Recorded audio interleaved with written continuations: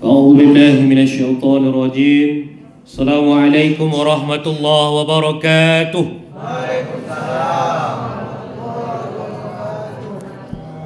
Alhamdulillah wassalatu wassalamu ala Rasulillah wa ala alihi wa mawalah. Allahumma anfa'na bima 'allamtana wa 'allimna ma yanfa'una wa zidna ilma. Rabbi shrah li sadri wa yassir li amri wahlul 'uqdatam min lisani yafqahu qawli, amma ba'd. Saya hormati pengurus mushola Nurul Ikhlas. Mohon maaf nih, udah lama nggak kesini, jadi nggak hafal. Saya terakhir kesini entah ngisi Isra Mi'raj atau Maulid Nabi zaman Belanda dulu. Waktu itu masih siapa sih namanya? Ahmad Ramadan Gorim. Ustadznya dulu Ahmad Ramadan ya bang. Udah lama kali dah, zaman Belanda itu kan. Jepang lah, berarti habis Belanda ya. Kok diajak bercanda ini nyambung ya. Yang saya hormati pengurus mushola Nurul Ikhlas, Bapak Imam, Muadzin, juga yang saya hormati para alim ulama. Di sini ada dua, satu alma mater saya di Mustofawiyah, ada senior saya Bang Batubara, Bang Dalimunte. Saya tukar pula marganya. Bang Bahar Munte. Ya? Iya. Munte juga lebih mahal. Batu bara datang air cair. Ini Munte ini datang air. Mana kan cair? Basah ya. Ada juga Ustadz Amran namanya. Hah? Ustadz Amran. Jadi saya di sini macam belajar ceramah ini. Tentunya yang saya hormati bapak-bapak, ibu-ibu, jamaah mushola Nurul Ikhlas, muslimin, muslimat, mukminin, mukminat yang sudah kawin maupun yang belum sunat. Mudah-mudahan kita yang hadir malam hari ini senantiasa diberikan kesehatan, diberikan nikmat istiqomah mengisi Ramadan dengan kebaikan-kebaikan.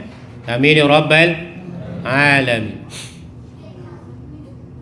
Malam hari ini judulnya amalan di usia senja. Kalau kita menggambarkan senja, itu adalah waktu sebelum terbenamnya matahari. Lewat dulu waktu bentar. Nah udah. Maksudnya apa Pak Ustadz? Inilah kiasan bagi orang-orang yang sudah senja, umurnya mau terbenam lagi. Apa tanda-tandanya Pak Ustadz? Tandanya uban sudah mulai, bukan tumbuh lagi, udah banjir. Pinggang udah mulai, ayo kata-kata yang agak pedih sedikit. Udah mulai bongkok. Ini kejam betul nih. Mata sudah mulai rabun. Kalau selama ini ada orang bilang nggak pernah kok Allah menasihati saya, memperingati saya kalau kematian sudah dekat, itulah tanda-tandanya. Datangnya penyakit-penyakit itu sebenarnya warning dari Allah bahwa kita ini sudah semakin senja. Jadi bagi bapak-bapak jangan juga lagi mikirkan anak gadis orang juga. Yang ibu-ibu juga jangan asik nak belanja Shopee juga lagi. Kenapa? Udah tuh bangka, bukan tua lagi. Nah, Bapak Ibu yang dirahmati oleh Allah Subhanahu wa taala, maka dari itu dengan banyaknya peringatan-peringatan yang Allah berikan kepada kita, maka amalan kita harusnya tak sama lagi dengan amalan-amalan biasa-biasa seperti ketika masih muda. Kenapa? Karena semakin dekat kita dengan yaumul hisab, hari penghitungan. Kemudian kita dekat dengan pertanyaan malaikat mungkar dan nakir di kuburan nanti sudah semakin dekat. Maka dengan respon mengingat kematian sudah semakin dekat, maka tak boleh kita biasa-biasa saja amalannya sewaktu kita waktu masih muda lagi. Nah, Bapak Ibu yang dirahmati oleh Allah Subhanahu wa taala, mari sejenak kita renungkan Al-Quran surah Al-Ahqaf ayat 15. Apa kata Allah? A'udzu billahi minasyaitonir rajim. Wa wasainal insana biwalidaini ihsana. Kami wasiati manusia untuk berbuat ihsan kepada kedua orang tuanya. Hamalathu ummuhu kurha wa wada'athu kurha. Ibunya telah mengandungnya susah di atas susah, derita di atas derita. Wa hamluhu wa fisaluhu salasuna syahran. Kemudian juga menyusuinya selama 30 bulan. Ayat lain mengatakan, Allah mengatakan wa fisaluhu fi amaini. Ayat ini 30 bulan. Kalau sebelumnya dalam surah Al-Luqman Allah bilang 2 tahun, maka ini 30 bulan. Mana lebih banyak? 2 tahun atau 30 bulan? Hah? Apa yang dia bilang ni? Jelas sikit ngomong tu. 30 bulan lah ya. Macam mana ni? 2 tahun tu berapa bulan? 24 bulan. Biasanya ibu-ibu ni kalau ngitung enggak ada meleset-melesetnya ni. Belum lagi beli baju kalian nampak ya. Ketahuan kan? Hatta idza balagha asyuddahu, sehingga ketika sampai umur tuanya, wa balagha arba'ina sanah, dan sampai dia umur 40 tahun, qala rabbi auzi'ni an ashkura ni'mataka allati an'amta 'alayya wa 'ala walidayya wa an a'mala salihan tardahu wa aslih li fi dhurriyyati inni tubtu ilaika wa inni minal muslimin. Ketika sampai umurnya 40 tahun, lalu dia berdoa, ya Allah, anugerahkan kepadaku, bimbing aku untuk bersyukur atas nikmat-nikmatmu yang telah engkau berikan kepadaku, wa ala walidayya, juga nikmat yang telah engkau berikan kepada kedua orang tuaku, wa an a'mala salihah, juga bimbing aku untuk beramal solih, tardahu, yang sesuai dengan yang engkau ridhai, wa aslih li fi dzurriyyati, dan perbaikilah keturunan-keturunanku, inni tubtu ilaika, sesungguhnya aku bertaubat kepadamu, wa inni minal muslimin, dan sesungguhnya aku termasuk orang-orang Islam, orang-orang yang berserah diri. Ada 3 poin amalan bagi orang yang sudah umur 40 tahun. Mengapa Allah mengambil kata 40? Karena di umur 40 inilah seseorang itu bisa menjadi bijaksana, karena sudah dekatnya dia dengan kematian. Pertanyaannya, umur berapa Rasulullah diangkat menjadi seorang Rasul? Sebelah kanan. Kalau nggak jawab, nggak selesai ceramahku ini. Sampai pagi pun jadi kita. Umur berapa Rasulullah diangkat menjadi seorang Rasul? Umur 40. Jangan malu-malu. Ini kalau nggak ada kuisnya kayak gini nih Pak Ketua Musola. Coba kalau dibuat kuis, siapa yang dapat pertanyaan, upahnya rokok Lukman. Kencang itu jawab. Nggak usah Lukman lah, agak rendah kali. Selafa lah ya. Selafa. Hafal juga saya nama-nama rokok nih. Ada 3 amalan yang dilakukan oleh orang umur 40. Yang pertama, selalu berdoa. Doanya itu apa? Termasuk isinya supaya Allah bimbing untuk bersyukur atas nikmat yang Allah berikan. Kenapa? Sekarang Bu, boleh kita lihat di survei, kematian umur 40 ke atas itu lebih kecil dari kematian umur 40 ke bawah. Kok tahu Pak Ustadz? Ya tengok aja Google, apalah susahnya. Kok bisa? Bukannya orang umur 40 ke atas itu lebih banyak penyakitnya. Sekarang saya tanya, Mana lebih banyak orang kena penyakit ginjal umur 40 tahun ke bawah atau 40 tahun ke atas? 40 tahun ke bawah. Kenapa? Ya minumnya torpedo aja terus. Belum lagi dia banyak mencari penyakit sendiri, narkoba. Dari era milenial itu, umur 15 sampai 40 tahun, korban narkoba per tahun 2021 3.600.000 jiwa. Penduduk Pekanbaru ini siang hari 1,4, malam hari 1,2. Kalau nggak percaya hitung aja sendiri. Berarti kayak ginilah padatnya penduduk kota Pekanbaru, masih 3 kali lipatnya lagi korban narkoba. Era milenial yang masih bocah-bocah. Jadi lebih wajar dia banyak mati umur 40 tahun ke bawah daripada 40 tahun ke atas. Kenapa? Banyak cari-cari penyakit. Masih SMP aja kadang dikasih mamanya. Sayang aku Pak Ustadz, anak aku masa iya naik angkot. Aku kasihlah dia motor repo. Anak yang dikasih motor repo nih kaki pun nyampe ke tanah lagi. Masih jinjit dia naik repo apa? Nmax ya, repo tuh udah nggak main lagi tuh tukang koperasi tuh ya, minta maaf. Nmax 2 kali badan dia Nmax tuh, ya kan? Dikasih sama anak yang belum bisa mengontrol emosinya. Apa yang terjadi? Kalau belum tembus lagi kilometer tuh sampai mentok, belum senang hati dia.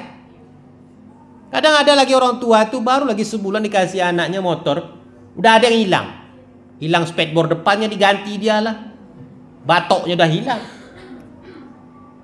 Itu rupanya bentuk kasih sayang orang tua sama anaknya. Tapi apa yang terjadi? Banyak yang mati saking sayangnya orang tuanya. Jadi wajar umur 40 tahun ke bawah lebih banyak angka kematian. Kita singkatkan aja nih, nanti lama-lama jadi penelitian pula ini. Nah, yang pertama adalah bersyukur atas nikmat Allah. Yang kedua, bersyukur terhadap nikmat orang tua. Maksudnya apa Pak Ustadz? Umur 40 ini rata-rata anak sudah jadi orang tua semua. Udah dia rasakan sakitnya orang tua ketika ngurus dia udah rasakan. Tapi apa yang terjadi? Banyak anak yang ketika sudah tahu sakitnya menjadi orang tua itu, tetap dia jadikan anaknya sebagai alasan untuk semakin jauh dari orang tua. Aduh mak, mohon maaf nak mak, tak bisa aku ngurus mama, anakku nih ya. Macam mantu belau satu lagi macam mantu baka. Tahu tuh, itulah pokoknya. Akhirnya semakin lama semakin jauh dari orang tua. Padahal anaknya itulah bagaimana gambaran dia dulu diurus oleh orang tua. Nah, yang ketiga, amalan bagi orang yang sudah umur 40 tahun ke atas mendekati senja ini apa? Inni tubtu ilaika. Aku bertaubat kepadamu. Bertaubat. Udah umur 40 tahun. Rata-rata aku tengok nih. Udah 50 tahun ke atas pula. Kok bisa tahu Pak Ustaz? Ya dah mau ke musola. Kalau 40 tahun ke bawah mana ada yang mau ke musola nih? Ini tengoklah. Bang udah 40 tahun. Sikit lagi kan? Udah sikit lagi. Ini ada offset nih. Ini pun kena dia tinggal di sini ini.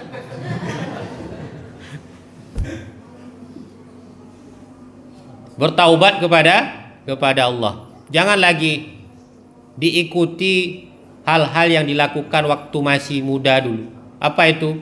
Mudah begadang. Jangan lagi, sadar diri aja. Karena umur udah 40 tahun, dia udah banyak tanggung jawabnya. Karena ketika dia begadang, maka tanggung jawabnya akan dia lalaikan. Konsekuensinya apa ketika orang begadang? Fisiknya semakin lemah, bangunnya terlambat. Apalagi sekarang peluang pekerjaan itu susahnya minta ampun. Saya merasakan 2014 tamat sarjana, apa peluang yang besar waktu itu? Indomaret, Alfamart. Itu peluangnya. Kalau sekarang ojek. Sarjana loh saya. Tes saya sama kawan ke Indomaret. Alhamdulillah dia lulus, saya nggak lulus. Ya tesnya macam CPNS, bayangkan. Lama-lama saya tengok dia 2 hari nggak pulang-pulang. Alasannya menggantikan jadual kawan. Saya cemeeh dia. Kau sarjana tafsir. Kami ini sarjana tafsir. Dosen kami UAS, Ustaz Mustafa Umar. Saya bilang sama dia, kau sarjana tafsir, masa kau kerja jaga toko? Saya bilang. Apa kata dia? Alah, abang pun ngomong gitu karena abang gak lulus. Kalau sumpah abang lulus, sama senasib kita bang. Maksudnya apa saya ngomong kayak gini, ibu-ibu sekalian? Pikirkan juga generasi kita yang akan datang. Kalau 2014 peluang kerja itu jaga toko, jaga warung, ibu boleh survei pekerjanya.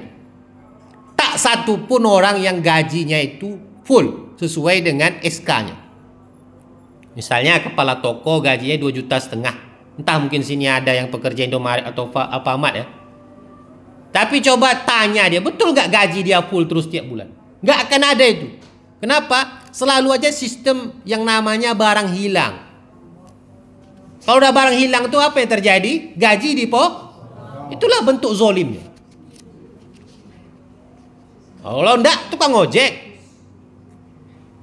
Motor dia, yang servis dia, yang kaya, yang punya aplikasi. Loh, gimana jadi ya maksud Pak Ustadz ini? Coba pikirkan bagaimana ibu bisa meninggalkan hal-hal yang bisa dilaksanakan, dilanjutkan oleh keturunan Bapak Ibu sekalian. Alah, Pak Ustadz pandai ngomong aja. Saya umur 35, saya ini pegawai iya, dosen iya, punya pondok iya, karyawanku gini-gini jelek aku nih, 30 orang dah karyawanku. Di mana pondok Pak Ustadz? Di Pasir Putih sana, Desa Baru.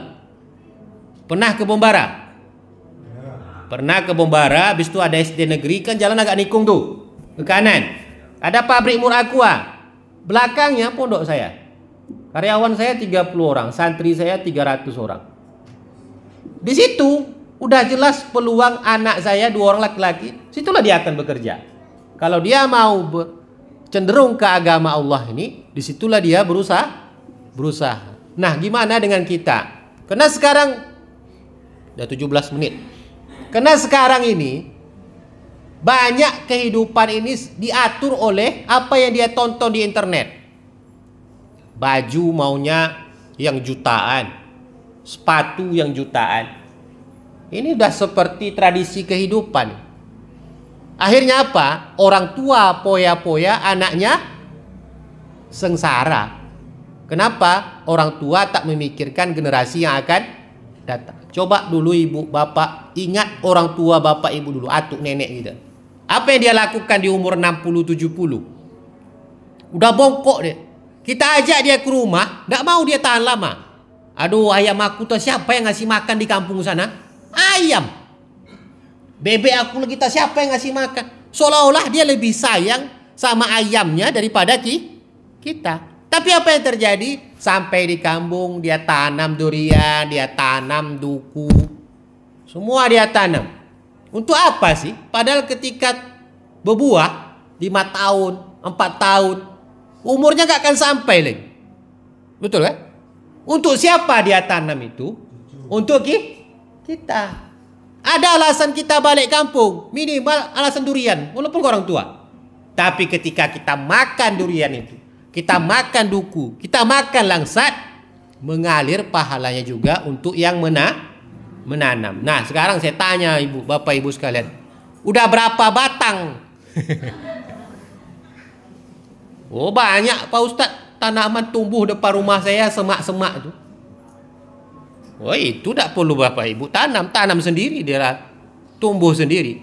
Cabai aja lah. Tadi saya beli cabai 15.000 setengah kilo. Saya sendiri yang beli. Waktu mahal nanti ada nggak bapak ibu yang tanam cabai depan rumah? Kita tutup aja lah ceramah ini. Subhanakallahumma wa bihamdika asyhadu an la ilaha illa anta astaghfiruka wa atubu ilaik. Assalamualaikum warahmatullahi wabarakatuh.